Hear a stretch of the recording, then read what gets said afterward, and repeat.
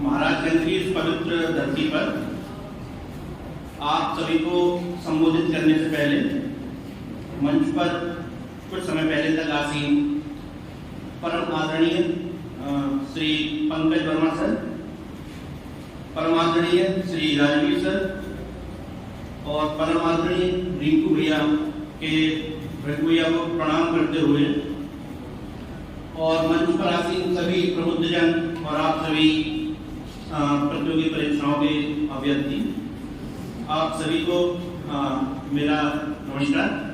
मेरा नाम चेतेंद्र प्रसाद है। मैंने यूपी पीसीएस 2021 की परीक्षा में डिप्टी जेलर के पद पर 7वीं रैंक के साथ मेरा चयन हुआ है।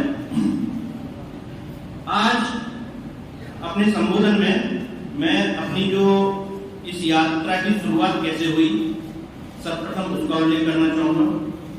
उसके बाद मेरी यात्रा की जो रणनीति रही और सफलता के बाद जो मेरे अनुभव रहे, मैं उन सबको संक्षिप्त में आपके साथ अपने जो मेरे अनुभव हैं उनको आपके साथ शेयर करना चाहता हूँ।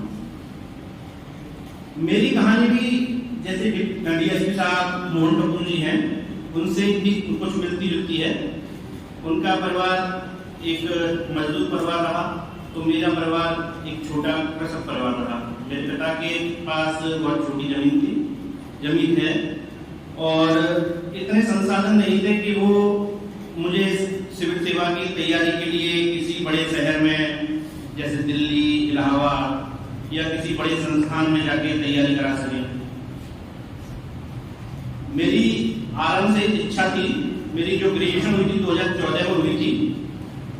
आपको अपनी घटना का एक छोटा सा एक वाक्य बताना चाहूंगा कि 2015 में मैं दिल्ली भी गया था कि सिविल सर्विस की तैयारी करूं, लेकिन जब वहां देखा क्योंकि पिताजी आए और फिर वहां के जो खर्चे थे मुझ जैसे एक सामान्य वर्ग के जो व्यक्ति के लिए, तो उनके बीच में जब मैंने तुलनात्मक अध्ययन किया तो निराश होकर घर लौट आया।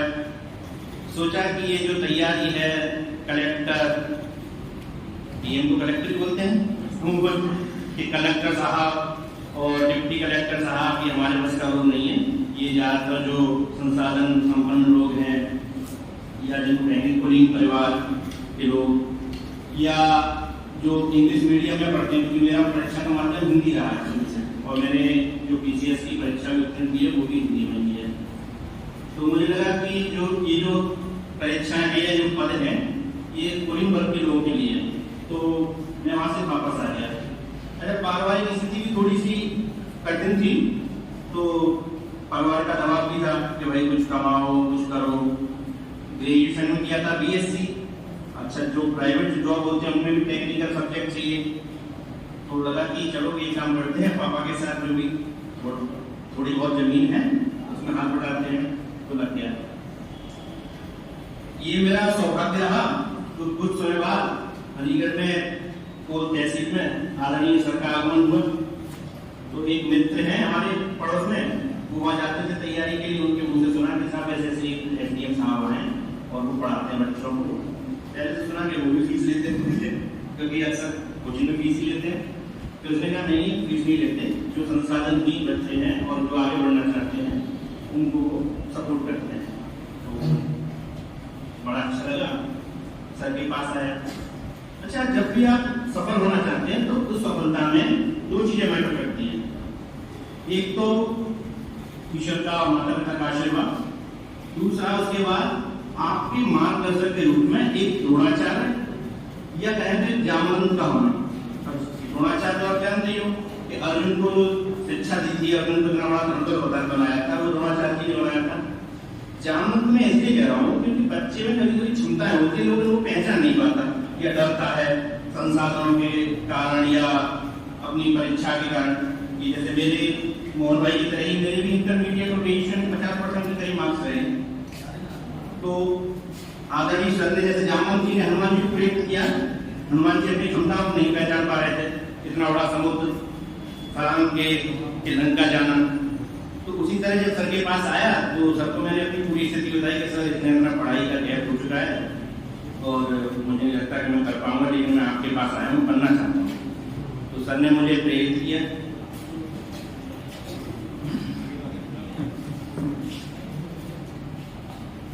सर के प्रेरणा से मैंने अपनी तैयारी शुरू की और तैयारी के दौरान काफी मुश्किलें भी आई, क्योंकि अक्सर जब पढ़ाई छूट जाती है या हिंदी मीडियम के छात्र के लिए भाई सिविल सेवा की जो तैयारी है वो कठिन तो है ही, क्योंकि आप भारत के सबसे प्रतिष्ठित पद के लिए परीक्षा ले रहे हैं। ठीक है, आपको पूरा जिला संभालना है, अगर एसडीएम बन जाती है तो एक पूरी तहसील संभालनी है, तो परीक्षा भी कठिन है और उसकी तैयारी के दौरान भी थोड़ा तैयारी के लिए आपको निरंतरता और धैर्य बनाए रखना पड़ता है।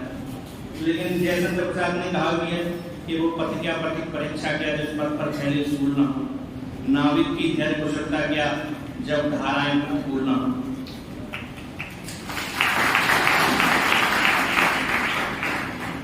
तो ये सब चीजें देखकर जब तैयारी शुरू की तो 2018 में मैंने एक प्री निकाला, जैसे सर ने जो गाइडेंस दिया था और मोहन भाई भी बता चुके हैं पहले आपको कि आपने जो भी स्रोत रखने हैं पढ़ाई के वो सीमित रखने हैं। ये नहीं कि किसी ने बता दिया कि वो किताब ले आओ या वो किताब ले आओ, स्रोत बढ़ाने नहीं है, एक ही बुक को एक ही किताब को बार बार आपको रिवीजन करना है। तो सर ने बताया कि जैसे प्री के लिए पूर्वावलोकन एनसीईआरटी की शुरुआत में अपना बेस बनाना है और मैक्सिमम जितने हो सके टेस्ट पेपर लगाने हैं। तो पहले मैंने एनसीईआरटी पढ़ी, उसके बाद पूर्वावलोकन का जितना हो सकता था रिवीजन किया, उसमें शॉर्ट नोट्स भी बनाए और हमारी जो सीएसएन संस्था है अलीगढ़ की सिविल सर्विस मार्गदर्शिका, उसमें नियमित जो टेस्ट होते थे वो मैंने नियमित रूप से किए। अगर मैं वहां जाके 3 सेट पढ़ा हुआ है जहाँ हमारी तैयारी होती है तो वहां जाके दिए, इसके अलावा जो भी दे सकता था ऑनलाइन देने का प्रयास किया। तो जो टेस्ट पेपर और जो लास्ट ईयर के जो क्वेश्चन पेपर थे उन्होंने जो मेरी गलती होने की संभावना थी पीटी में वो खत्म कर दी। तो 18 में मेरा पीटी निकला, लेकिन मेंस अभी उस लेवल का नहीं हो पाया था यूपीपीसीएस में कि जो मेरा मेंस निकल पाया। 2018 में ही गुरु जी के आशीर्वाद से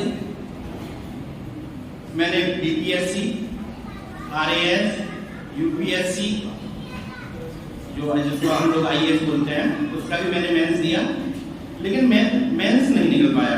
कहीं ना कहीं कुछ कमियां थी, थोड़ा हतोत्साहित हुआ, लेकिन सर ने फिर ढांढस बनाया कि निरंतरता बहुत जरूरी है। तो निरंतरता के साथ फिर लगा रहा। एक समय बीच में ऐसा भी आया कि 2019 और 20 के पीटी नहीं निकले मुझसे, क्योंकि जो प्रेशर था मेंस ना निकलने का या कहो कि थोड़ा हतोत्साहन की वजह से कहीं ना कहीं कुछ कमियां होने लगी पढ़ाई में, तो 19 और 20 के पीटी भी नहीं निकले।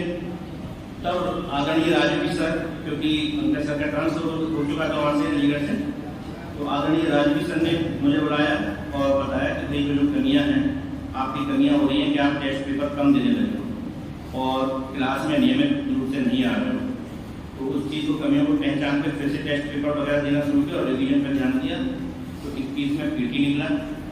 अच्छा, इसी बीच में जब मेरा 19 और 20 का जब मेरा पीटी नहीं निकला था और कोविड का काल भी चल रहा था, तो वो काल हालांकि एक हतोत्साहित करने वाला काल था, बीमारी की वजह से जो महामारी फैली हुई थी, और दूसरा जो मेरे पीटी नहीं निकले थे उसके कारण। लेकिन जैसा सर का मार्गदर्शन रहा, कोविड काल में भी सर फोन के द्वारा ऑनलाइन आके हमको क्लास देते रहे और हमको प्रेरित करते रहे। तो उस दौरान मैंने मेंस के जितने भी शॉर्ट नोट्स थे वो बना लिए। उसमें हमारे जो सीनियर हैं गोपाल सर, जो भी एसडीएम है 2018 में चयन हुए हमारी संस्था से, उनके नोट्स थे मेरे पास। उनके नोट्स को मैंने अपनी भाषा में अपने सिनॉप्सिस बनाए, शॉर्ट नोट्स बनाए। मेरी मेंस की तैयारी अच्छे से हो गई। जब कोविड का काल छटा, 21 का मेरा पीटी निकला, तो उसके बाद मैंने जो सर के शॉर्ट नोट बने हुए थे, अपने जो शॉर्ट नोट्स बनाए थे उनको रिवीजन किया और सीएसएन में जितनी मेंस की टेस्ट सीरीज थी उनको अच्छे से दिया।